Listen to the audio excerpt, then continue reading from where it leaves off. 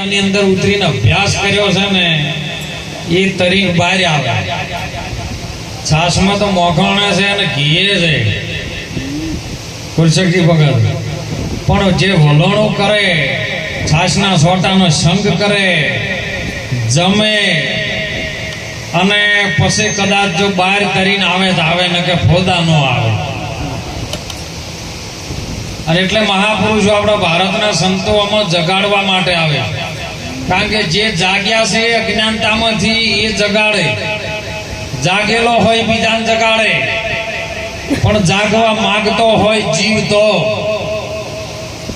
જીવ જોને ભાગ્યા જાગી તારા માથે બારને બે ગયા છે વાજી.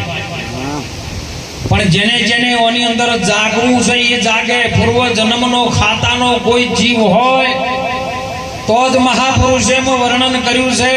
કે મળ્યા છું તો મળશું, આ તો પૂર્વ જન્મની પ્રીત, આ ખાતામાં બીજા ન જડે, અનાદિની છે આ રીત.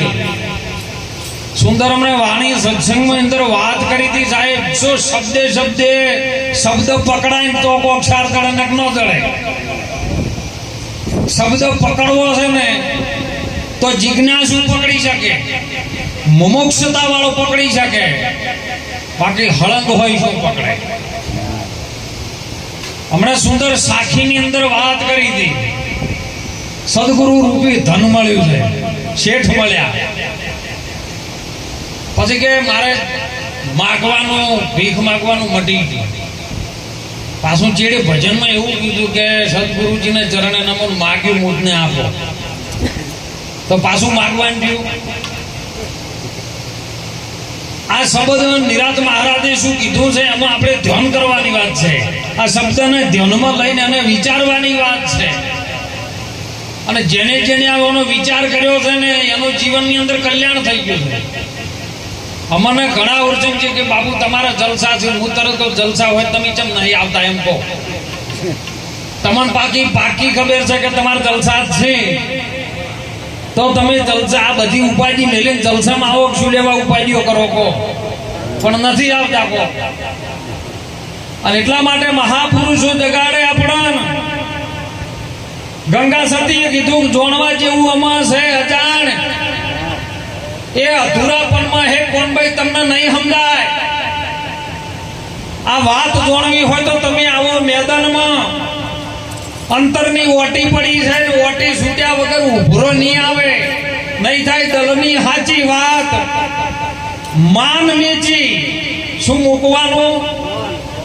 માન મૂકીને તમે આવો મેદાનમાં, જોણો તમે આ જીવની જાત. આજ આપણે બીજું બધું વિશ્વ જોણી લીધું છે, પણ આપણી અંદર જેને સંચાલન કર્યું છે જીવાત્માને આપણે જોણ્યો નથી. જોણી લો તમે જીવની આ જાત, સજાતી વિજાતીની તમને પછી જુગતી કરાવો અને બીબામ પાડું બીજી. તમારી બીજી ભાત પડી જાય. જો જેને જેને ગુરુનું શરણ સ્વીકાર્યું ને એ મહાપુરુષે સાખીમાં વાત કરી, સદગુરુના પરમાત્માના ઘડેલા કંઈક ધરતી ઉપર આયા ને કંઈક ગયા છે ઓયથી નિરાશ. જેને જેને પરમાત્માને ઘડ્યા ને, પરમાત્માએ ઘડી મોકલ્યા નહીં રહ્યા તો આ જગત ઉપર આયા નિરાશ થયા. પણ જેને જેને આ ધરતી ઉપર સદગુરુએ ઘડ્યા ને એ વૈકુંઠમાં થઈ ગયો વાસ. સદગુરુ જ્યારે ઘડવા બેહે ને ત્યારે આપણો અલગ ઘાટ ઘડી નાખે એમ, અને એ ઘાટે ઘડાવા જેવું છે. પણ આ તો ડેટકની સભા નીકળી. કોકને જાહેર ઇનામ રાખ્યું ભાઈ ગિરનારના દત્તાત્રેયના શિખર ઉપર આપણે બધાને પહોંચવાનું છે. ઇનામ છે મોટામાં મોટું અને એનું સન્માન થાય. આખો ભારત જો હે, વિશ્વ વર્લ્ડમાં જો રાહે આવ્યું બધું. એટલે બધા ડેટકા ભેળા થઈ ગયા. મારું મોટું કે ગમે કરો એટલે આપણે આવ્યું બીડું ઝડપો. નાજ બધી ડેટકાની ભેળી હતી એટલે નાકામાં ડુંગરના પાહેણ આવ્યું ભાર્યામાં આમ જોયું અડધાને. અલ્લા કે એ ભેળા તો થયા છે પણ સેવ ઊંચું મારે. આપણી સમાજમાં કોઈ આગળ જીવ નહીં હોય છે. આપણે તો આટલા કૂદકા માર્યા નહીં. તેમાં તો ખાડા રે કાબોચી જાની એ ડેડકી રે, અને સુદોડે સમુદ્ર વાળી લેર મારી હેલી રે કોઈ પૂરા મળી જાય તો લાવો રે એટલે ડેટકન એમ થયું કે આ તો ઊંચું બધું છે ને આપણાથી હોય જવાય એટલે મોંથી 25% તો પાછા વળી જાય બધું ટોળું આમ ફરવા માંડ્યું 3 પરિક્રમાઓ આવે છે આ શરીરમાં 3 પરિક્રમાઓ આવે છે સુંદર વાત કરી હતી મંગળદાસ મહારાજે કે ફૂલકર બાપુ મળ્યા ને સવારામ બાપાને એટલે સવારામ બાપાએ કીધું કે દાસ સેવાને ગુરુ ફૂલકર મળી ગયા નાદને બૂંદના નેઠે આ બૂંદનો બૂંદથી શરીર બન્યું છે ને નાદથી તમારો જે બોલી રહ્યો છે એ છે આ બેનો નેઠોની ઘર કયો છે ને એ નેઠો મળે તમારો અને એ પહોંચો તો કલ્યાણ થાય ને કે થાય નથી એટલે પરિક્રમા ચાલુ કરી એટલે અડધા મિજાન બીજા 4-5 છાપરો વાળા બેઠા હતા એટલે એ ટોળું જો હેડ્યા છો કે દત્તાત્રેયના શિખર ઉપર ગિરનારના ડુંગર ઉપર જવું છે તમને વિચાર્યું છે કોઈ દાડો આપણે બાપ દાદા જેલા ખરાઈએ કે ના એવું તો જો ઇતિહાસમાં આવ્યું જ નહીં કોઈ આપણી સમાજમાં આગળ વધીને જોત નહીં કે એટલે 25% બીજા પાછા વળ્યા 50% એમાં પાછી ફેર પરિક્રમા બીજી આવી બીજા રૂટની આવે છે અડધા એટલે બીજા ચોકી એવડી રહેતા હતા માસા એટલે ચો હેડ્યા છો બધા કે અમે તો આ ઇનામ રાખ્યું છે ને શિખર ઉપર જશો આમ તમને ગોડા તો નહીં થઈ ગયા ને કે તમે એ તો ઘણા ભજનમાં આવતા કે ચો હેડ્યા છો કેશાજીના લાડવા ખાવા તો એટલે પેલા કે આપણા બાપ દાદા એ કોઈ દાડો શિખર ઉપર નહીં ગયા આપણી તો કૂદકા મારી પડી મરી ગયેલા છે અને કોઈ ઇતિહાસમાં આપણા બાપ દાદાનું કોઈ નોમ નહીં અને આપણાથી આટલા બધા ન જવાય એટલે 25% બીજા પાછા આવે છેલ્લે પરિક્રમા જાતે એક દેડકો રહી ગયો એની કોઈનું વભળ્યું નથી શિખર ઉપર ગયો ને ઝંડી આમ પકડી એની ઘડીએ તરત શંખનાદ થયો ચોકણ એટલે આજુબાજુના જે આગેવાનો હતા ને ઉભા થઈ ગયા ભાઈ કોણ આવ્યું એમ આ નાચમાંથી જોયું તો એક જ દેડકો એટલે આટલા બધું ટોળું આવતું તો ના એક જ જમ આવ્યો એટલે પેલાને ઘણું કીધું પણ પેલો વાપરતો જ નતો એટલે કીધું કે ભાઈ અને મા બાપ જે હોય લાવો આપણે સન્માનોનું કરવાનું છે અને ઇનામ આપવા માટે એમના મા બાપને આપણે કેવો આ દીકરો આટલે બધે આવી ગયો દેડકો તે આપણે એનું સન્માન કરીએ તો એના મા બાપનું ભેળું સન્માન થાય એટલે એમના મા બાપને જોણ કરીને એમના મા બાપ આવ્યા ને એટલે એમના મા બાપને માએ કાઢ્યું કે તમે 2 શબ્દ તમારા દીકરા વિશે બોલો એટલે એમના મા બાપ રોવા માંડ્યા એટલે બધા કે કેમ રોવા માંડ્યા તમે આ તમારો દીકરો આટલું બધું શિખર પ્રાપ્ત કર્યું કે આર્યો જ્યારે જન્મ્યો હતો ને તાણે ડોક્ટરે એવું કીધું કે આર્યો વફળતો નહીં એટલે અમને એમ લાગ્યો તો આઘાત કે અમારા છોકરાનું કોણ રણી ધણી થાય બેરીઓ છે એનું કોણ આટલા બધા નામ લાવશે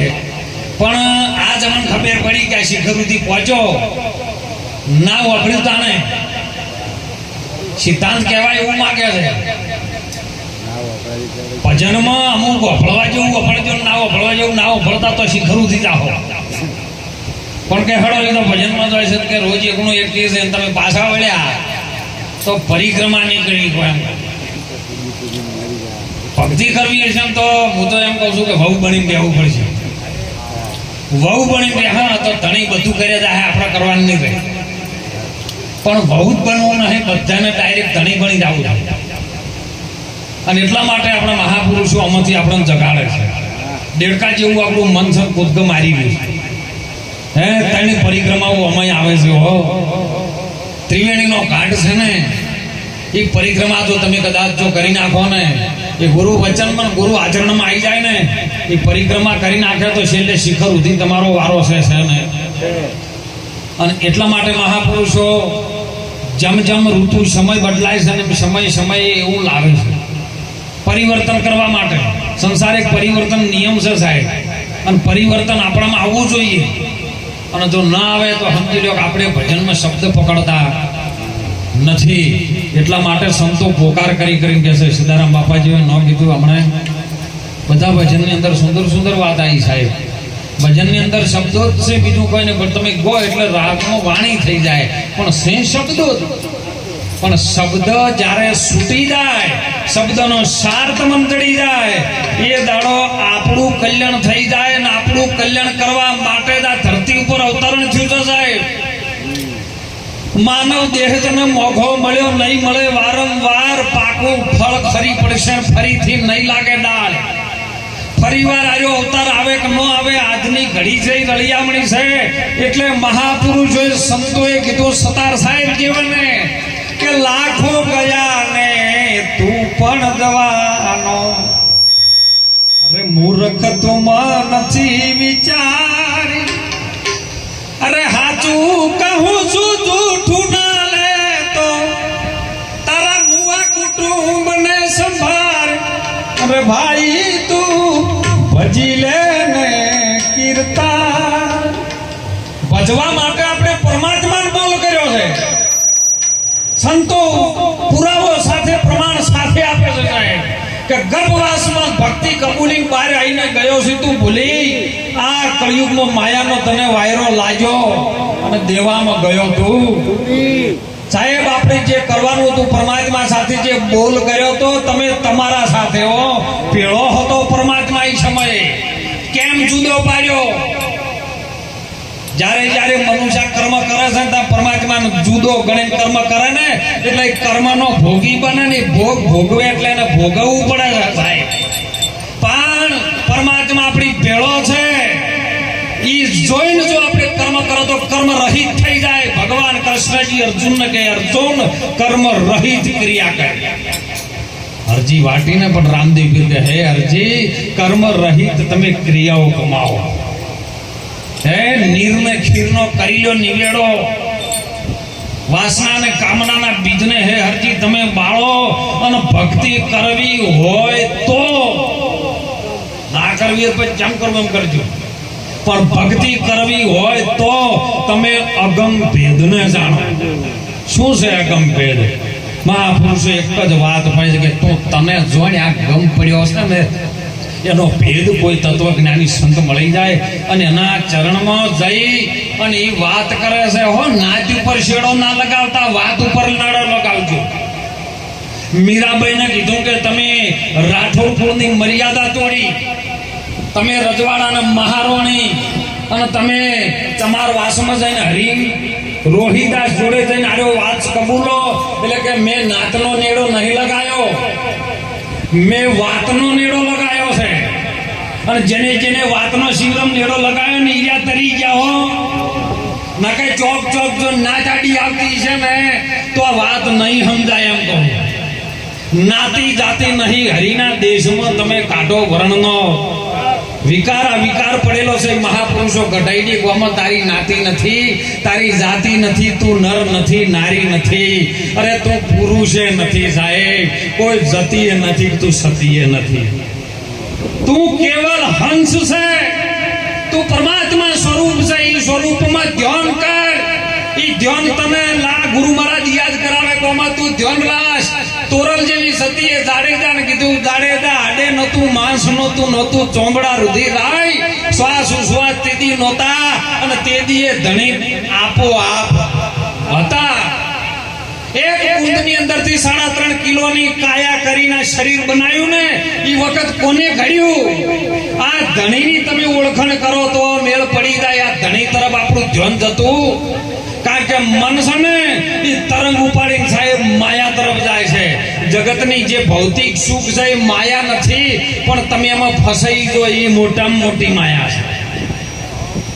ફસાવાની જરૂર નથી કમળ જેમ કાદવમાં રહે પણ કાદવને અડે એવું તમારું જીવન ગુરુ મહારાજ કરી નાખે ગુરુ મહારાજ તમારામાંથી કોઈ ઉમેરતા નહીં કે કોઈ મોંથી કાઢીએ લેતા તમે જમશો એમ જમ વાત છે એમ દૂધમાં ઘી છે એ ઘી તત્વને તમને ઓળખાણ પાડી દે કે આવી રીતનું છે બસ ઓમાં રહીને તું ભજન કર અને એ ભજન જેને જેને મહાપુરુષે કર્યું